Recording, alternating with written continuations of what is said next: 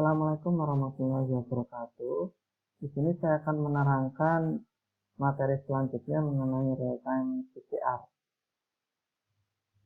Untuk topik pada kesempatan kali ini kita akan membahas mengenai penggunaan real-time PCR, bagaimana real-time PCR itu bekerja, alat yang digunakan, data real-time PCR itu seperti apa, dan bagaimana dapat mendiagnosa kelainan atau penyakit menggunakan metode real-time PCR.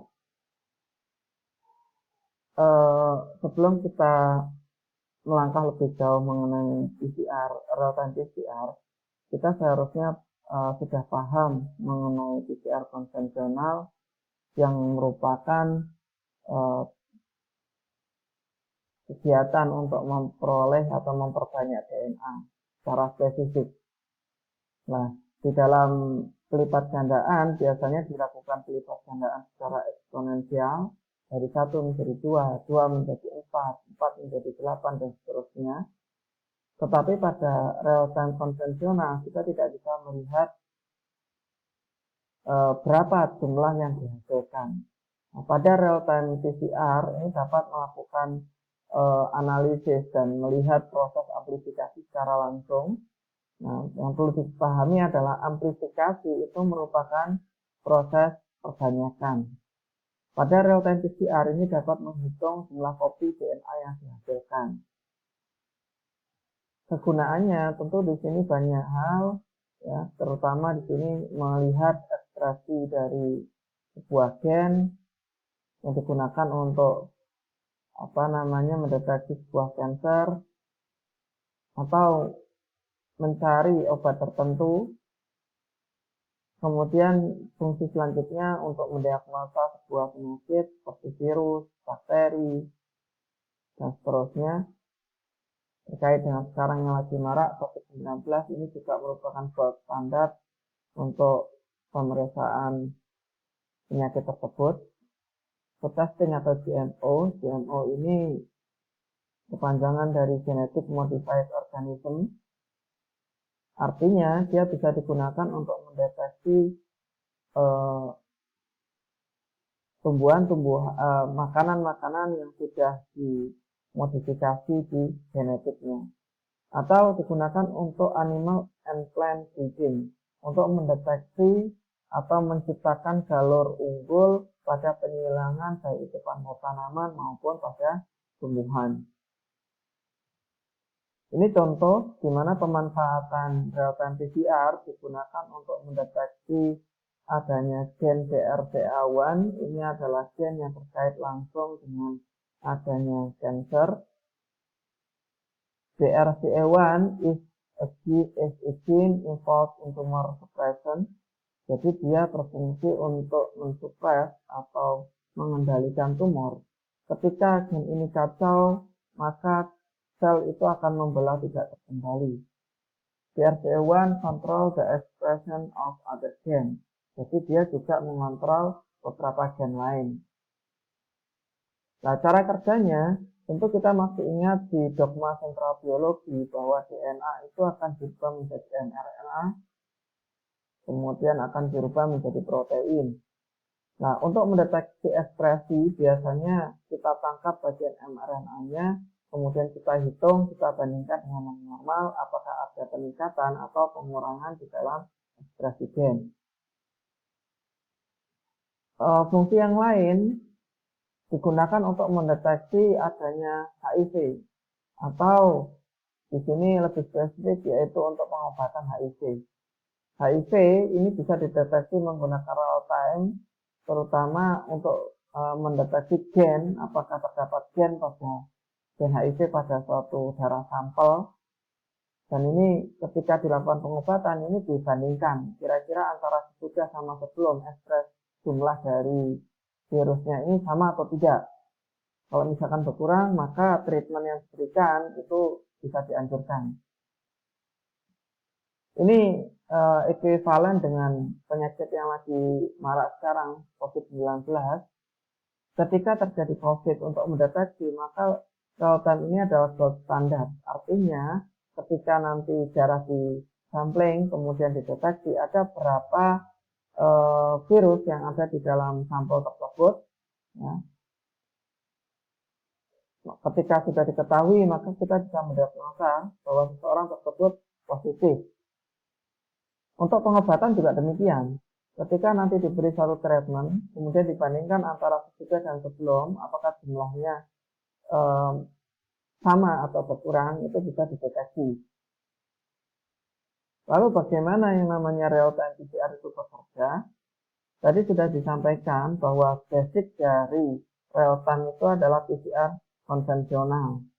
Sehingga untuk mengetahui cara kerjanya kita harus sangat paham mengenai PCR konvensional.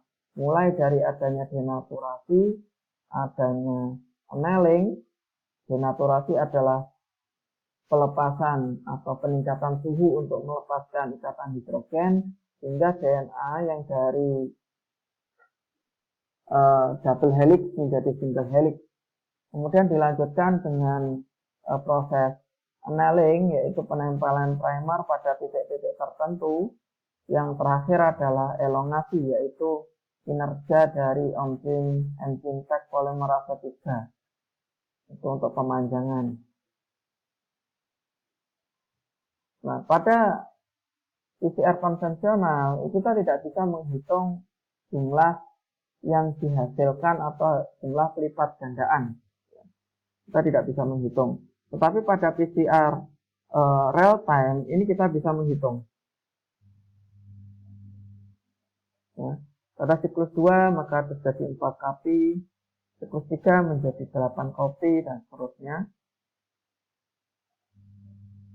Sehingga PCR yang kelemahan PCR tradisional atau PCR konvensional yang tidak bisa mendeteksi tadi, ini bisa dikembangkan menggunakan real time PCR. Hasilnya adalah nanti tidak berupa grafik, tetapi berupa hasilnya adalah suatu bukan grafik tetapi diagram. Ya.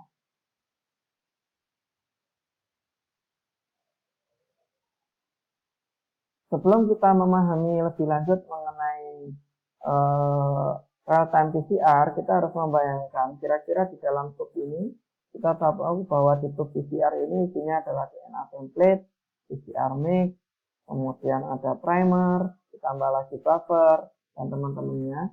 Apa yang terjadi ketika dilakukan 25 siklus? Jadi siklus yang dilakukan yaitu denaturasi, kemudian annealing, elongasi dilakukan, kira-kira apa yang terjadi di dalamnya. Kalau kita belajar dari PCR konvensional, tentu kita paham bahwa di situ terjadi kinerja enzim Taq polimerase sehingga jumlah DNA akan terkopi. Nah, lalu apa yang terjadi ketika pada siklus ke-25? Nah, PCR ini akan menghasilkan 1 juta kopi. Kalau 23 siklus maka akan menghasilkan 24 siklus akan menghasilkan 500.000 kopi. Kalau misalkan 23 siklus akan menghasilkan 250.000 kopi. Begitu juga dengan siklus ke-22 yaitu 125.000 kopi. Nah, dari nilai-nilai tadi maka akan keluar grafik seperti ini. Ya. 25 maka akan timbul 1 juta kopi. Kalau 24 maka timbul 500 kopi dan seterusnya tadi. Lalu bagaimana ketika dilakukan 25 sampel atau lebih, maka grafik ini akan naik terus. Tapi tidak selamanya akan seperti ini, karena nanti ketika titik temunya apakah naik terus gitu kan. Pada siklus 26 maka akan terbentuk 2 juta kopi. Siklus 27 akan terbentuk 4 juta kopi. Nah, ini kalau misalkan kita analogikan bagaimana ketika 200 siklus, maka nolnya ini tidak akan bisa dihitung lagi nih, berapa triliun. 10 pangkat 35 DNA. Maka akan menghasilkan berat sedemikian sama dengan berat 5 bumi. Namun demikian, ini tidak akan terjadi karena bagaimanapun, ya secara teori memang PCR ini akan bekerja secara eksponensial, tetapi ada titik di mana polimerase ini tidak berfungsi, artinya sudah tidak maksimal lagi. Jadi pertumbuhan eksponensial itu tidak selamanya bertambah seperti ini. Nanti ada titik maksimumnya. Sehingga yang terbentuk ketika pada siklus 25 ada seperti ini. Ketika ini sekitar 5 juta kopi, ini sudah menunjukkan pelemahan kinerja dari enzim Taq polimerase 3. Nah, bentuknya akan seperti ini. Lalu apa yang terjadi ketika kita mempunyai jumlah DNA ini tergantung dari sampelnya tadi. Ini punya saya, ini punya Anda. Ketika 23 sampel, maka punya Anda sudah menunjukkan 23 siklus, punya Anda sudah menunjukkan 1 juta kopi. Punya saya menunjukkan 1 juta kopi ketika siklus baru mencapai 25. Artinya kecepatan mana? Kecepatan 23. Dari punya saya dan punya Anda, kira-kira DNA-nya banyak mana? Tentu DNA-nya akan banyak pada siklus 23, sehingga dia lebih cepat. Berarti yang ditimbulkan akan seperti ini. Ini punya Anda tadi, ya, warna hijau. Ini punya saya. Dari sini kita bisa mendeteksi bahwa pada siklus sekian, ini jumlah DNA-nya Anda sekian. Pada siklus lebih lama lagi punya saya, 25 siklus, DNA-nya baru menunjukkan nilai yang sama. Ini kita bisa bandingkan. Dari sinilah jumlah dari DNA yang diamplifikasi itu ketahuan. Lalu bagaimana ketika DNA template yang kita punya ini lebih sedikit, punya Anda lebih sedikit, ini punya saya. Pada siklus 25, saya bisa menghasilkan 1 juta kopi. Punya Anda pada siklus 28 itu baru bisa menunjukkan 1 juta kopi. Kira-kira banyakkan mana DNA-nya? Tentu banyakkan punya saya. Nah, jadi interpretasinya adalah ini punya Anda tadi yang duluan, ini paling banyak DNA-nya. Disusul punya saya yang sedang-sedang saja, ini punya Anda yang kedua.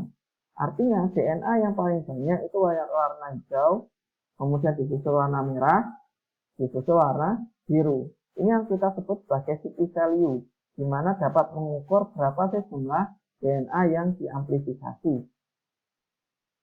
Sedangkan warna biru ini namanya adalah garis threshold, titik di mana penarikan atau pemutusan city value.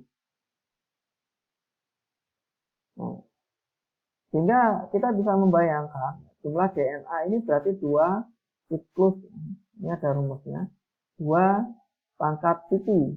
Jadi kita bisa menghitung kira-kira jumlah DNA-nya berapa, kemudian awal dari sampel itu berapa. Berdasarkan rumus, nanti di alatnya biasanya otomatis. Nah, berapa sensitivitas dari real-time PCR? Perlu diingat PCR itu adalah metode yang sangat sensitif. Ketika ada 1 kopi saja, maka dia bisa dideteksi menggunakan real-time PCR. Ketika ada 100, apalagi. How do we actually measure DNA? Bagaimana kita sebenarnya bisa menghitung jumlah DNA? Nah, caranya adalah dengan menggunakan fluorescence. Di sini kita contohkan 2 saja, yaitu ethidium bromide dan cypergreen 1. Ini digunakan untuk mengetahui atau ketika dia berikatan dengan basa nukleotida, maka akan menghasilkan sinyal. Kedua atau mayoritas dari teks ini, fluorescence ini biasa mengikat bagian basa nukleotida. Ini ada ethidium bromide, cypergreen. Nah, caranya kalau dia menggunakan fluorescence ada juga yang sekarang berkembang. Ketika dia dilewati teks, maka dia mengeluarkan sinyal. Sinyal ini yang nantinya akan ditangkap oleh alat dan dihitung. Ini menggunakan probe Q dan R. Nah, ini biasanya primernya sudah ada semacam labelnya, sehingga ketika nanti DNA polimerase datang, dia akan memecah probe ini Q dan R, sehingga ketika terpecah maka terjadi hidrolisis